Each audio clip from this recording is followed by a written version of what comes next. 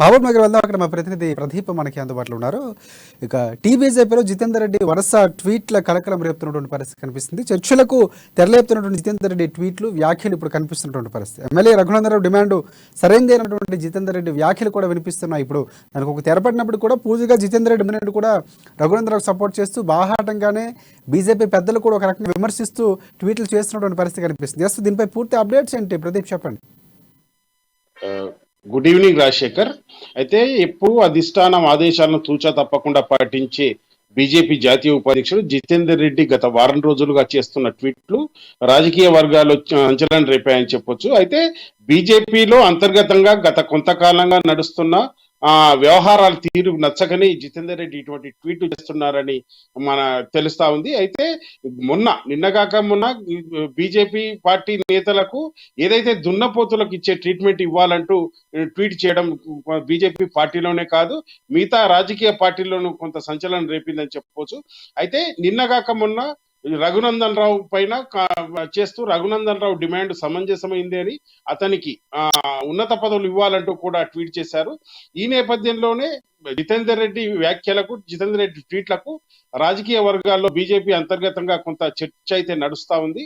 అయితే ఇటువంటి పార్టీకి నష్టం చేకూరుతాయని ఒక వర్గం, పార్టీకి ఇటువంటి చర్చ నడుస్తేనే పార్టీకి లాభం చేకూరుతుందని ఒక వర్గం చర్చలు అయితే నడుస్తా ఉన్నాయి.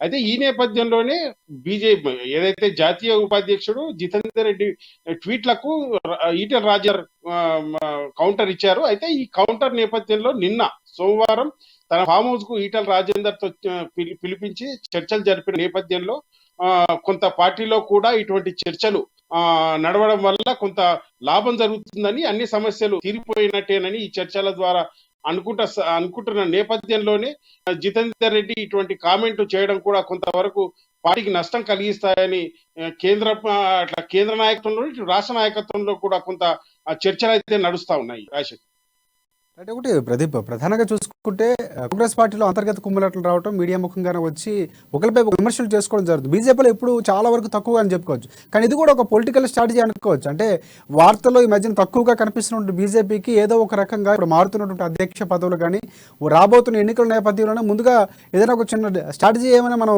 ఆ విధంగా ఆలోచించే అవకాశం ఉంది అనుకోవచ్చా?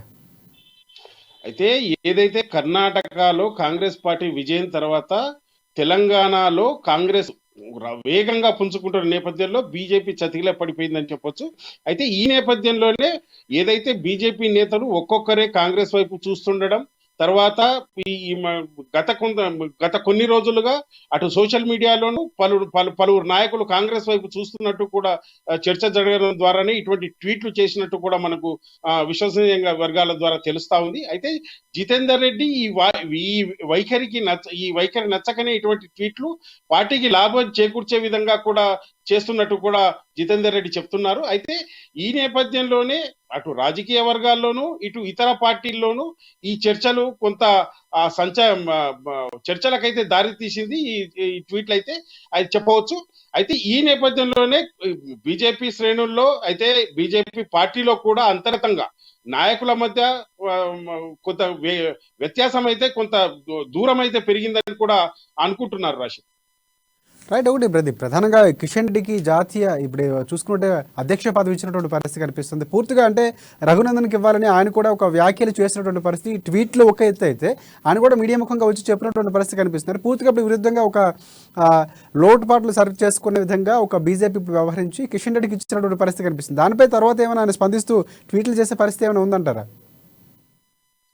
అయితే ఇప్పటికైతే ఏదైతే బండి సంజయ్ అధ్యక్ష పదవిని కొనసాగించాలని జితేందర్ రెడ్డి మీడియా ముఖంగా చెప్పిన అంతర్గత వ్యవహారం అయితే మనకు బండి సంజయ్ వైపే ఉందని చెప్పొచ్చు. అయితే ఈ నేపథ్యంలోనే ఈ రోజు బీజేపీ అధ్యక్షుడిగా కిషన్ రెడ్డిని మార్పుపై కూడా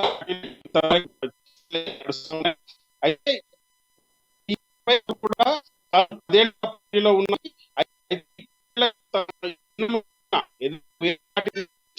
నాయకులకు పదవులు ఇస్తుండటం ఉండడం, తనకు కూడా అర్హత ఉందంటూ కూడా